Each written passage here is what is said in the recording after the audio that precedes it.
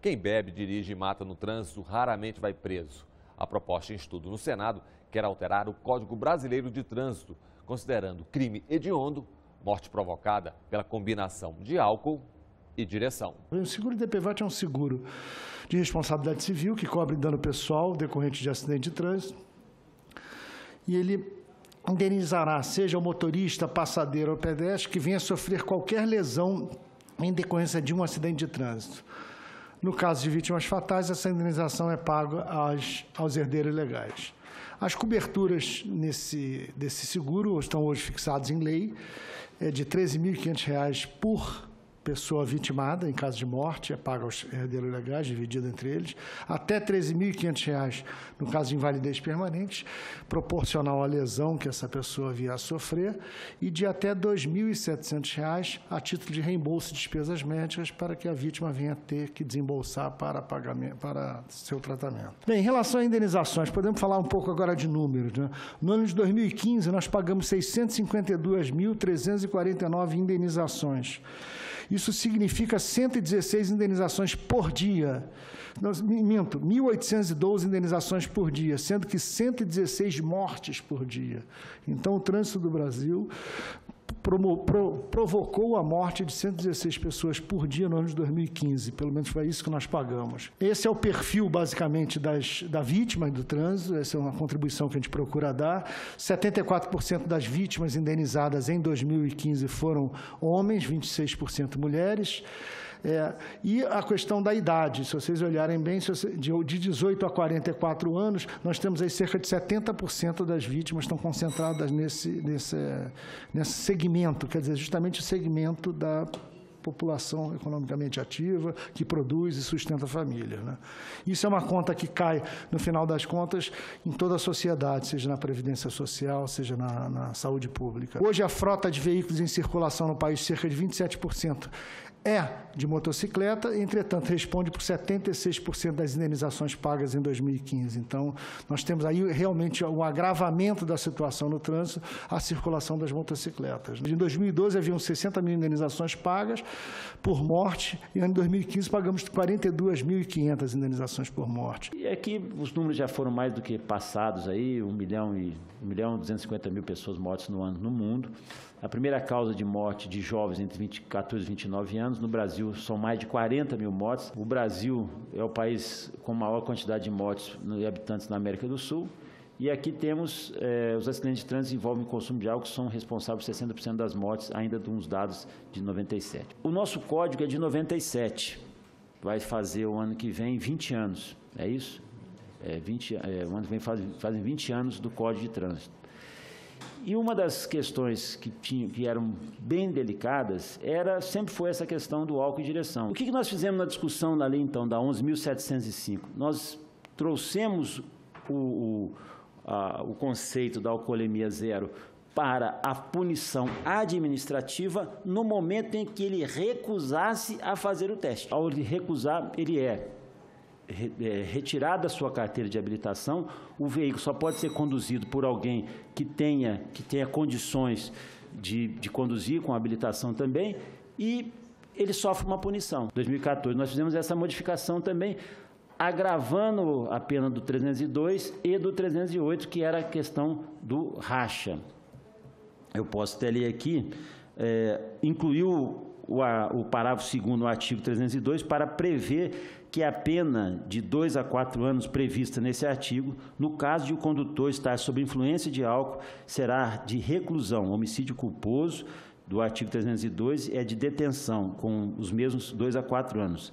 Retorna à controvérsia de 2006. A discussão está principalmente no fato de que pode haver entendimento que matar no trânsito é apenas crime culposo. Só que a educação se faz, lamentavelmente ainda, com a transmissão de valores e princípios e, de vez em quando, umas cutucadazinhas, umas repressõezinhas. E aí veio essa ideia da repressão no que se refere à lei. E veio a ideia, não sei quem me passou, de considerar acidente ou negligência de trânsito por motorista alcoolizado como crime hediondo. Essa audiência é muito boa porque me permite tirar uma dúvida, pelo menos com vocês. Isso ajudaria ou não? Essa é a minha pergunta.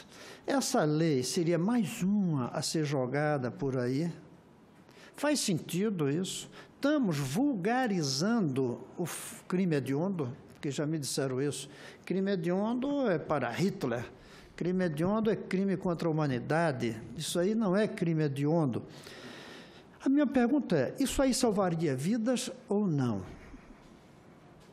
Dentro do processo de educar o motorista.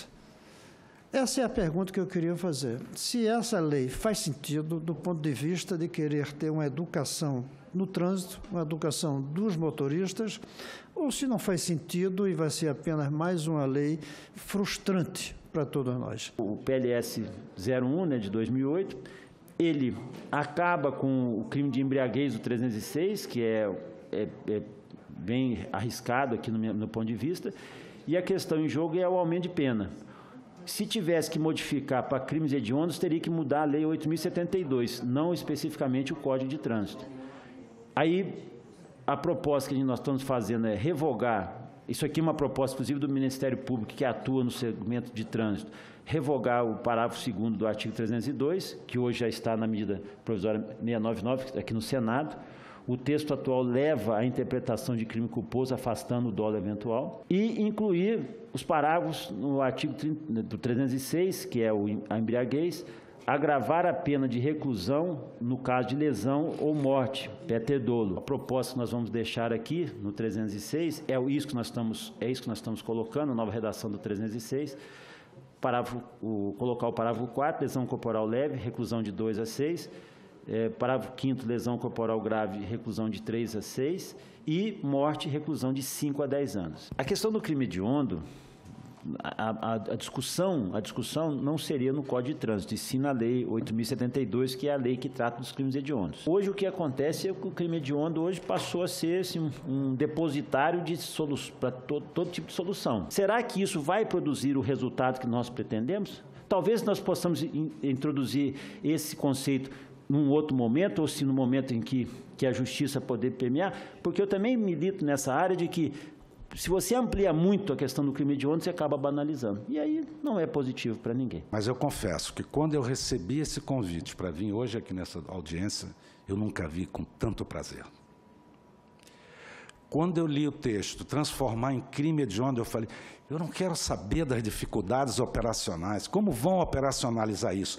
Tem que ser hediondo, sim. Em relação a tornar crime hediondo, do ponto de vista do fim que se propõe, é excelente. Nós temos questões técnicas para discutirmos, para encontrarmos o melhor caminho. Agora, precisamos, de fato, avançar, mas nós precisamos também estabilizar a legislação. Nós já tivemos muitas alterações, senador, desde 97, quando o Código entrou, e a gente não conseguiu ter eu vou usar uma expressão aqui um pouco diferente, nós não conseguimos ter uma estabilização jurisprudencial no assunto, porque toda vez que o assunto está se consolidando, vem uma outra alteração. Então, é muito importante que essa discussão ela tenha o lado humano de nos preocuparmos com a vida das pessoas, mas não tenhamos, em decorrência da forma como o assunto foi tratado, um resultado diferente e contrário. Ao invés de nós melhorarmos, de repente causarmos um efeito negativo. Na realidade, você se depara com um processo judicial e o juiz, né, ou seja, o juiz, o Ministério Público, ou seja, todo o elenco que estabelece a formação do princípio da ação penal, quando é para discussão de latrocínio, de estupro, de pedofilia, todos esses crimes, eles aumentam a pena e não são econômicos na caneta, e detalham e fazem, porque, com certeza, a quase totalidade dos nossos operadores do direito, tanto advogados quanto juízes, não são pedófilos, não são estupradores, não são homicidas. Porém, quando acontece o fato do acidente de trânsito, ou do homicídio de trânsito, ou até mesmo dessa abordagem que a pessoa, por uma dose, 2 doses, foi abordada, teve que pagar multa, vai responder por crime, aí ele faz a seguinte avaliação. Eu falo isso muito livre aqui, até por ser também da área jurídica, mas pela uma das prerrogativas que nós temos é da imunidade parlamentar. Então, muito à vontade. O que acontece? No momento em que ele vai decidir uma ação dessa, ele fala, peraí, e realmente eu não sou estuprador, eu não sou pedófilo, eu não sou homicida, mas beber e dirigir, isso eu já fiz. Mas por que eu vou pesar na tinta aqui, mas será que posso estar nessa situação também? Então, existe uma circunstância, ou meu filho, né, ou alguém, pô, isso aqui, esse negócio de trânsito, não vou mexer com isso, não. Isso, infelizmente, é um fato. Há uma condescendência, não digo aqui, do ponto de vista de denúncia, nada não, mas há uma condescendência, uma preocupação, dizendo o seguinte, peraí, crime de trânsito, não, isso aí não pode ser assim, não pode ser tudo doloso, não.